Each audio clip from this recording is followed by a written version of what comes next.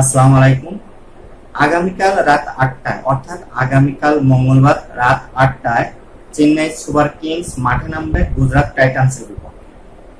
এটা নিয়ে মূলত এখন আলোচনা চলছে, কারণ আগামীকালের ম্যাচে চেন্নাই সুপার কিংসের একাদশে বাংলাদেশের মুস্তাফিজুর রহমান থাকবে কিনা।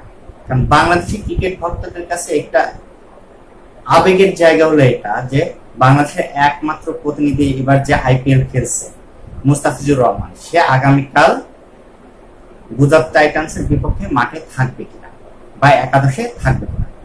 এর মূল কারণটা হলো মাথিস পাতিরানা।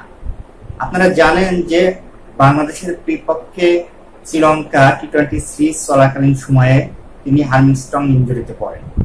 এরপরেই তিনি মাঠের বাইরে চলে যান এবং ইনজুরি থেকে সবেমাত্র রিকভার করে ফিরে এসেছে এবং সে এখন চেন্নাই সুপার কিংস শিবিরে অবস্থান করছে। এই নিয়ে এখন মোটামুটি দর কষাকষি চলছে ভক্তদের মনে যে আগামীকালকের ম্যাচে মুস্তাফিজুর রহমান থাকবে কিনা। তা আমি এখানে একটা কথা বলতে চাই, বা আমার যুক্তিতে যেটা আসে, মুস্তাফিজুর রহমানকে চেন্নাই সুপার কিংস নেয়ার মূল কারণ কি আপনারা সবাই জানেন যে তাদের ঘরের মাঠে ৮টি ম্যাচ আছে অন্যান্য দলের বিপক্ষে। তার মধ্যে আগামীকালের যে ম্যাচটি সেটাও কিন্তু চেন্নাই সুপার কিংসের সেই চিপক স্টেডিয়ামে অনুষ্ঠিত হবে, যে ম্যাচটা প্রথম ম্যাচ খেলেছে এবং সেখানে মুস্তাফিজুর রহমান সুপার হিরো। আপনারা সবাই জানেন যে 29 রানে 4টি উইকেট তুলে নিয়েছিল 4 ওভার বল করে, অর্থাৎ টি-20তে একজন বোলারের সর্বমোট ফিগার হলো 4 ওভার করা। সেটা তিনি করে 29 রান দিয়ে 4টি উইকেট তুলে নিয়েছিলেন এবং ম্যান অফ দ্য ম্যাচও হয়েছিলেন। এখন কথা হচ্ছে যে আগামীকাল পাতিরানা অথবা মুস্তাফিজুর রহমান কে থাকবে সিএসকে একাদশে। তবে যে উদ্দেশ্য নিয়ে মুস্তাফিজুর রহমানকে চেন্নাই সুপার কিংস দলে নিয়েছে, এতে আমি পাতিরানাকে কখনোই বিকল্প হিসেবে ভাবতে পারছি না। কারণ এই মাঠে মুস্তাফিজুর রহমানের কাটার যে কতটা কার্যকর সেটা প্রথম ম্যাচে দেখিয়ে দিয়েছে। আর ব্যাটসম্যান গুলোর নামও কিন্তু অনেক বড় বড়, ফাফ ডু প্লেসিস, রজত রাওয়াল, আপনার বিরাট কোহলি, ক্যামেরন গ্রিন, এই যে উইকেট গুলো উনি নিয়েছেন এটাই মূলত ম্যাচের টার্নিং পয়েন্ট হয়ে দাঁড়িয়েছিল। এখন মাথিস পাতিরানা কিন্তু গত আসরে অর্থাৎ গত আইপিএল সিজনে যে চেন্নাই সুপার কিংস চ্যাম্পিয়ন হয়েছিল তার পিছনে গুরুত্বপূর্ণ অবদান রেখেছিলেন তিনি।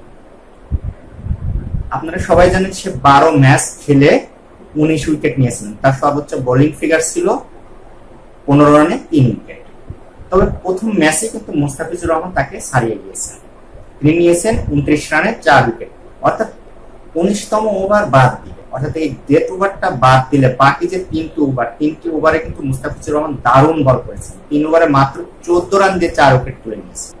তবে এই 19তম ওভারে মুস্তাফিজুর রহমান কিন্তু হাফ চান্সেরও সৃষ্টি করেছিলেন। একটি ক্যাচ দিয়েছিলেন স্লিপে, যে ক্যাচটি দীপক কাহার নিতে পারে, অন্যথায় গল্পটা কিন্তু অন্যরকম হতো। আর মুস্তাফিজুর রহমান কিন্তু আরেকটা বিরল রেকর্ডের সামনে দাঁড়িয়ে আছে এই মুহূর্তে। আজকে আরসিবি এবং আপনার পাঞ্জাব কিংস 11 মাঠে নেমেছে। এই ম্যাচে যদি মুস্তাফিজুর রহমানের কনফিগারটা অর্থাৎ তার যে বোলিং ফিগারটা সেটা যদি পার করতে কেউ না পারে, অর্থাৎ কোনো বোলার যদি 4 উইকেটের বেশি নিতে না পারে, অর্থাৎ তার যে 29 রানে 4 উইকেট নেওয়া এই ফিগারটা যদি কেউ পার করতে না পারে, তাহলে উনি পার্পেল হ্যাটস পাবেন, অর্থাৎ বেগুনি কালারের টুপিটা উনি পাবেন এবং সেটা পরে আগামীকালের ম্যাচে মাঠে নামতে পারে। আমি এটুকু কথা দিতে পারি যে যে যুক্তিতে তাকে দলে নেওয়া হয়েছে সেটার জন্যই মূলত আগামীকালকে একাদশে মুস্তাফিজুর রহমান থাকবে বা থাকা উচিত। আপনাদের মতামত কমেন্টস বক্সে জানাবেন। আর আমার সঙ্গে সময় দেওয়ার জন্য ধন্যবাদ।